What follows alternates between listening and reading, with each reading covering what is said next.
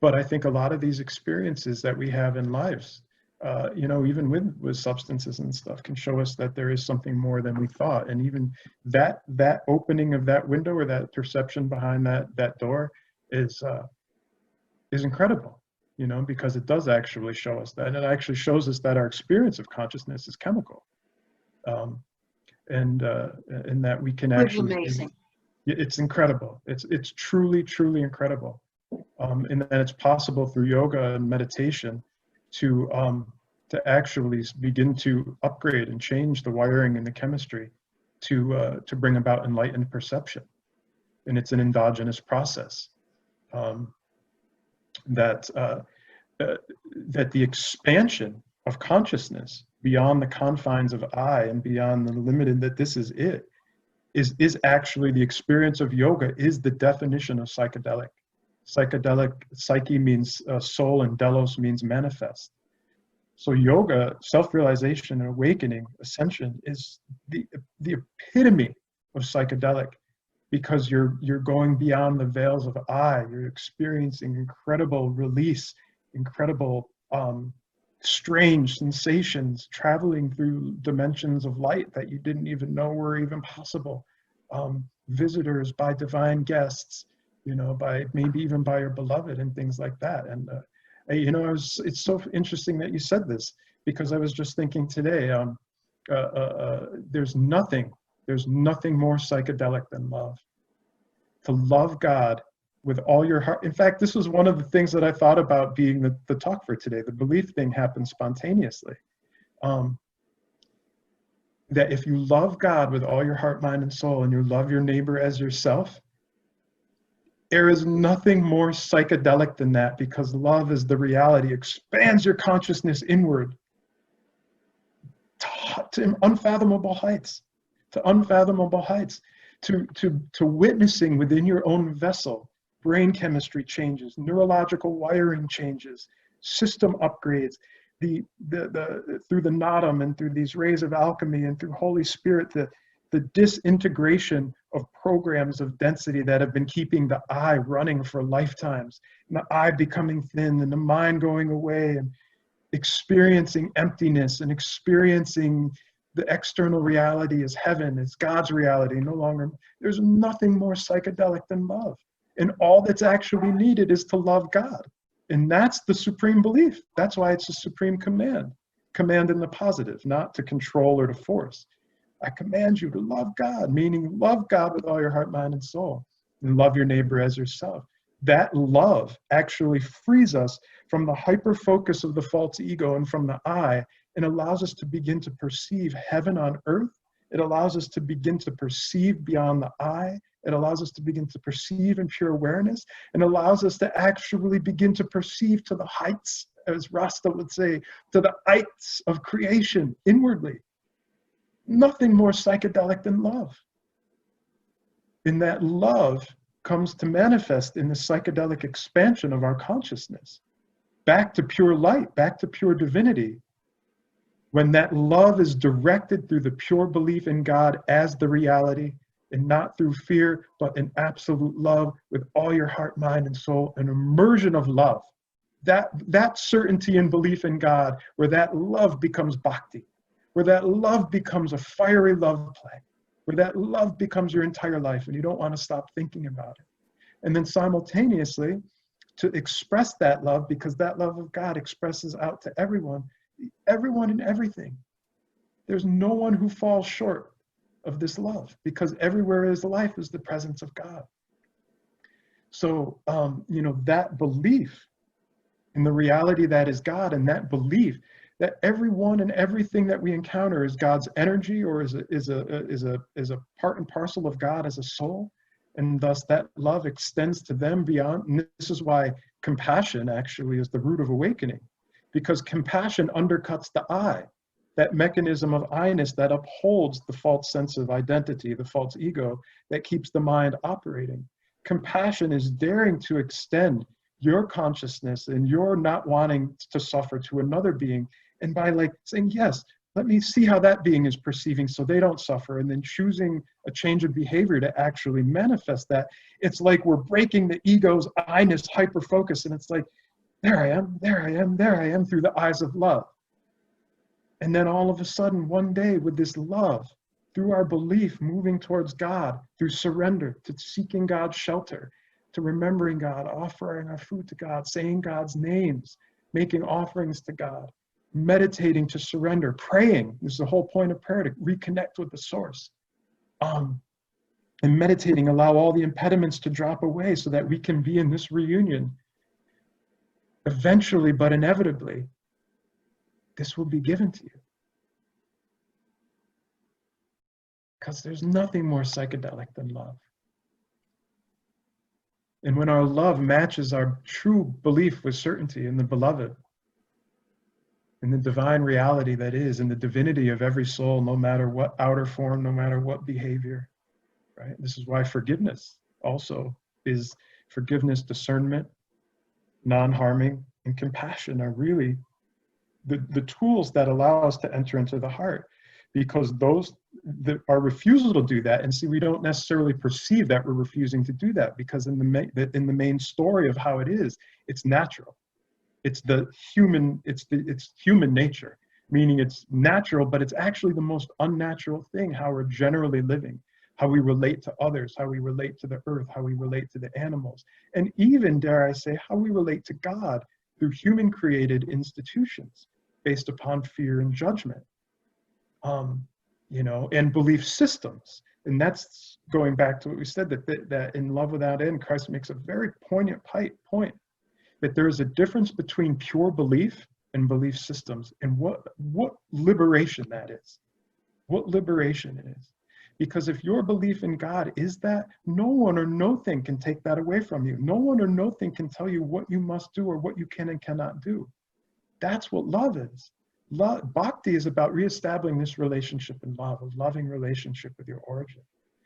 And why would the beloved be anything less than our most intimate lover, our most intimate friend, our most intimate parent, or our most intimate child, And that's what Bhakti is.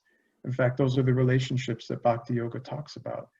That every soul has an eternal, unique relationship in one of these rasas, or one of these essences, or one of these, the way that we actually relate to the Supreme Beloved eternally. And cultivating that love and cultivating that relation, is really what Bhakti Yoga is all about, is how do we cultivate that belief, and then how do we live our lives in such a way that this belief actually begins to become our reality. And it's incredibly psychedelic, and incredibly divine, and incredibly sweet, and incredibly surreal. It takes incredible commitment, because it's not a casual process to enter the narrow gate. We've been talking about that. The narrow gate is right here. Everything else is the wide gate, where we pass back into forgetfulness, material consciousness, more births, more seeking, more thinking it's out there than in another, in a thing, and so there's only one gate to ascend to the kingdom of heaven, and it's here. It's actually right here. It's the only gate, and that's what Christ says of the narrow gate. Everything else is the path to samsara, yoga would say. And the way to enter is as a child, pure innocence and love. Actually, in the same book, in Love Without End, Christ says that it's a formidable gate that you yourself that's been placed there. And the only recognition that is allowed in is the love that you are. That is the key. The only way you enter back into the Sacred Heart and into the kingdom, the inner kingdom, is as the love that you are, as your true identity, as love. Not metaphorically, but that's I am love, this pure spirit soul and innocence in being that love. It means that no other or lesser force or consciousness could ever exploit it. It means you actually have to be in that consciousness to enter, because that's the reality. It's narrow because we've come to think I am this and that and such. We've come to think that love is a created thing, and thus if it's created, then I can assign it.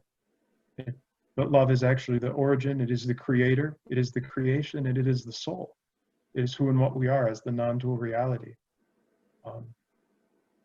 And thus, you know, as our lives and our practices take this belief and this fire, you know, we're sweeping the path to the entrance and then going deeper and deeper and deeper and deeper into our own hearts, which is where the entirety of the creation exists, where you exist in it and it exists within you.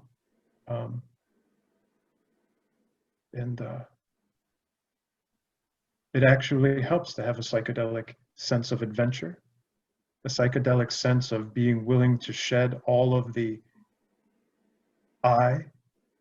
We're talking about it, you know, there's this in the psychedelic experience, there's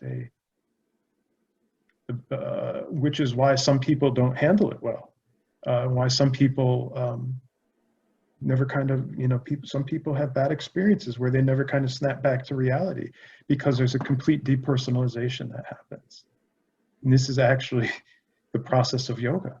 It's incredibly psychedelic, but the historic person, the person of density, the person of I, me, mine, all the veils, all the layers, I am this and that and such, even my attachment and identification as this face, this eye, this skin, this age, this sex, everything, it goes. And that's actually what Christ is saying. Unless you're like a child, you can't enter original innocence. All of these concepts of I have to go. So as we move towards Nirodha, it's incredibly depersonalizing, but it's incredibly surreal and psychedelic. It's strange, but it's strange and surreal to the degree that I have thought I am this and that for lifetimes. So it becomes thin, it becomes a little bit disorienting at times. But if you have a psychedelic sense of adventure, it helps because it doesn't make you want to stop. It makes you say, yes, this is what I've been looking for.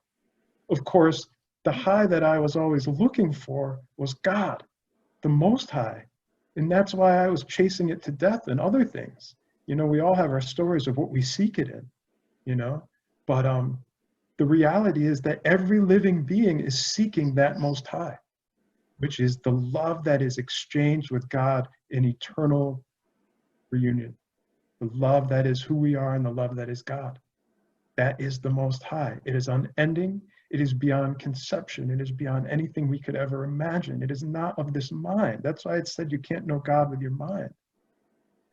But through the heart as love, the beloved wants to come and play with you, and that's the process of bhakti.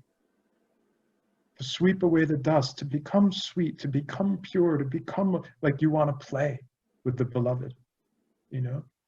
And the beloved, and Radhanath Swami always said, the beloved becomes conquered by you, by your love.